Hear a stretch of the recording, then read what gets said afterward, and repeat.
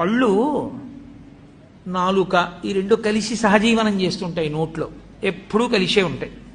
ఒకానొక నాడు నాలుక పళ్ళని అడిగింది, నేను రుచి ఒకటే చూస్తాను, కానీ నిజానికి కఠినమైన పదార్థాలని పెడితే నేను రుచి చెప్పలేను.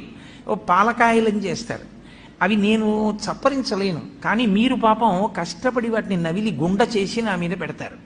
నేను చక్కగా ఇంత రుచిగా ఉందని దాని రుచి చూసి లోపలికి తోస్తూ ఉంటాను. ఇలా ఎన్ని పెట్టారో నవిలి మీరు.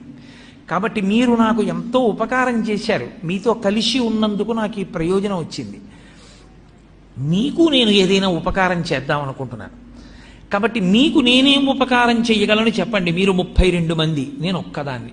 32 మంది కలిసి నాకు ఒకదానికి ఉపకారం చేస్తున్నారు ఇన్నాళ్ళ నుంచి. నేను ఒక్కదాన్ని మీ 32 మందికి కూడా ఏదైనా ఉపకారం చేస్తాను.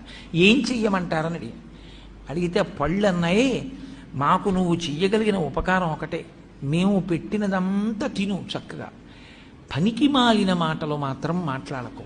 ఎందుకంటే నువ్వు పనికి మాలిన మాటలు మాట్లాడడం వల్ల ఊళ్ళో వాళ్ళు అంటున్నారు నీ పళ్ళు రాలగొడతానంటున్నారు. మేం చేసిన తప్పే. మాట్లాడింది నువ్వా, రాలవలసింది మేమా? సత్సంగం లేకపోతే వచ్చేటటువంటి వ్యతిరేక పరిణామం కూడా అలాగే ఉంటుంది.